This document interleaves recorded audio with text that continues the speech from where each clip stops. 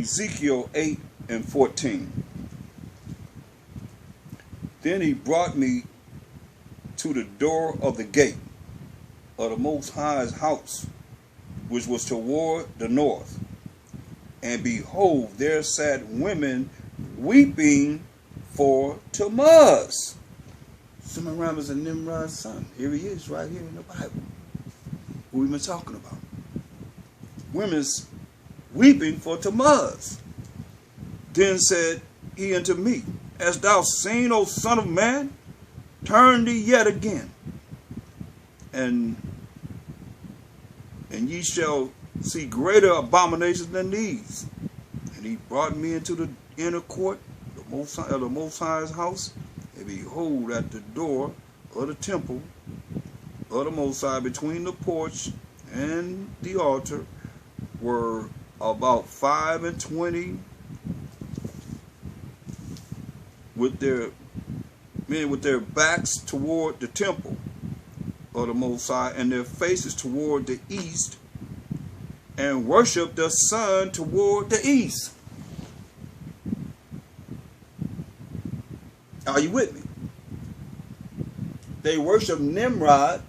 Worshiping Nimrod was the sun god, which is Baal, toward the east. We're supposed to be worshiping the Most High toward Jerusalem. That's what the wicked Israelites was doing. Remember, we taught the wicked ones our ways. And that tells you our ways surpass the ways of the wicked.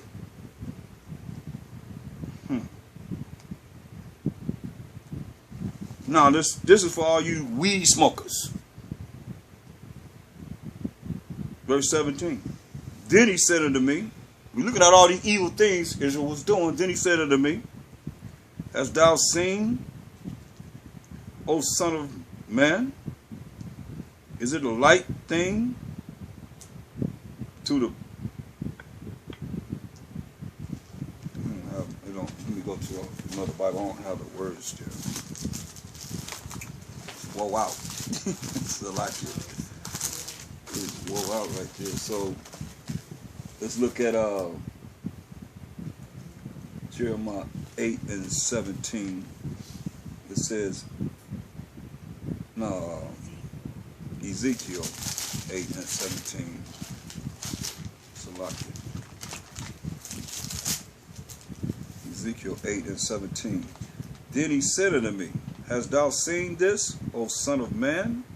Is it a light thing to the house of Judah that they commit the abomination? That's the filthy wicked acts, the sins which they commit here. For they have filled the land with violence, and have returned to provoke me to anger. And lo, they put the branch to their nose. So they dry the weed out, and they put it in the fire, and just sit around the fire and just sniff up the weed. That's abomination. Therefore will I also deal in fury. Mine eyes shall not spare, neither will I have pity. And though they cry in mine ears with a loud voice, when he started to whip that butt, yet will I not hear them. Not only that, go to Proverbs, first chapter. Go to Proverbs. He say, when they cry into his ear, he say, I will not hear them. Not only that, tells you a little bit more what he's going to do. Proverbs 1:24. Behold, I have called. He's calling you. Come out of this paganism. And you refused. You still want to follow the pagan holidays. I have stretched out my hand, and no man regardeth. But ye have set at naught all my counsel. You heard the information concerning pagan Easter. You still want to follow it. And with none of my reproof. Listen, I also will laugh at your calamity. He's going to bring that destruction on. He said, I'm going to laugh at your calamity, and I will mock when your fear comes. When you be afraid, most that say, he going to mock. He said he going to laugh when he start to deal with you and take everything from you, make you come down.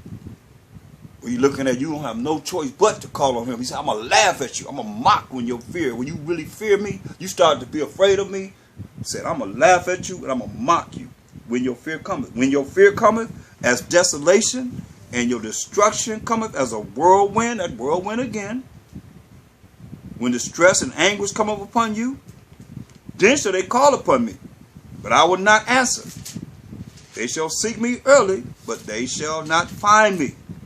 For that they hated knowledge, which is the fear of the Most High is the beginning of knowledge. It tells you in verse 7, the fear of the Most High is the beginning of knowledge. But fools despise wisdom and instruction, to be told what to do. And the wisdom is the proper application of knowledge. Verse 29, for that they hated knowledge, which is the fear of the Most High, to be afraid of him, and did not choose the fear of the Most High, did not choose to be afraid of him. Because you taught you not to fear the Most High. They would none of my counsel, they despise all my reproof. Therefore shall they eat of the fruit of their own way, and be filled with their own devices. See? So that's it right there. That's all I'm going to deal with, and I'll continue tomorrow to show you Mashiach Yahushua dying and rising from the grave in the Old and New Testament, and give you the true understanding of what this is all about. Because from the day that they say he died, which is tonight, they call it Good Friday.